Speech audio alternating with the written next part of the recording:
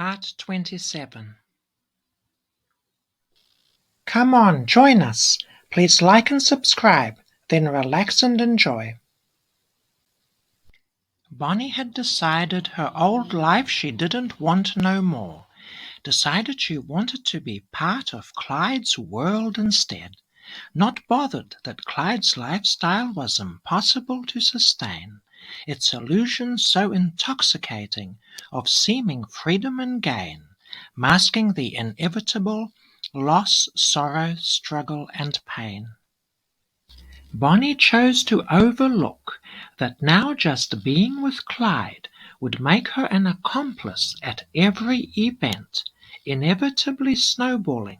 She knew she'd get wrapped up big, and for a long old time to prison be sent. Her remaining years without Clyde to her little meant.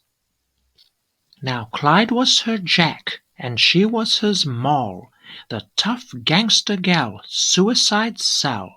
A share of the loot Clyde made sure she always got for this outlaw adventure, following her heart, happy to trade all her future for this short part.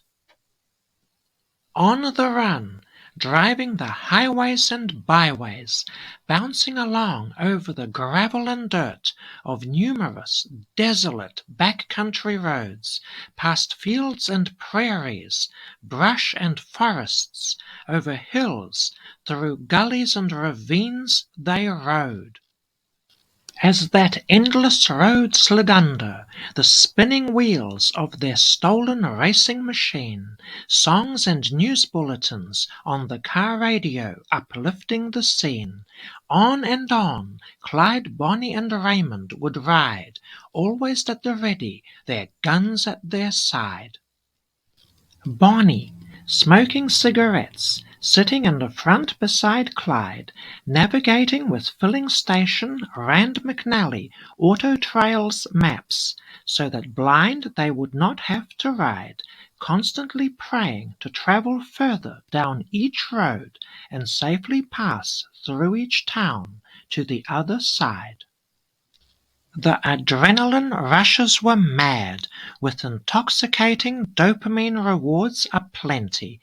Nervous, anxious, and scared, quiet panic attacks Bonnie often had, but always was she cool-headed, crisp-voiced, and firm. This constant travelling was addictive, the drone of the car's motor soothing, an ever-changing flood of visual and oral stimulation, placing Bonnie in a new world every day, daily tasks quickly distracting fear and gloom away. All through this road trip of hell, Bonnie, petite, was always dressed so well, even occasionally sneaking a visit to Clyde's sister Nell for a permanent at her beauty shop salon in the Texas Ranger headquarters of the Sanger Hotel. Done up to the nines, high heels, blue waltz perfume, eyebrows plucked thin, eyelashes brushed with Maybelline, lipstick on her Cupid's bow lips, rouge on her cheeks, nails filed to a point, polished and clean. Hair in a permanent set, combed, pinned and capped, a long skirt paired with a figure-hugging top, stockings, no knickers, so she could make a quick pit stop without wasting time or being seen, and ride long hours, cramped in that machine.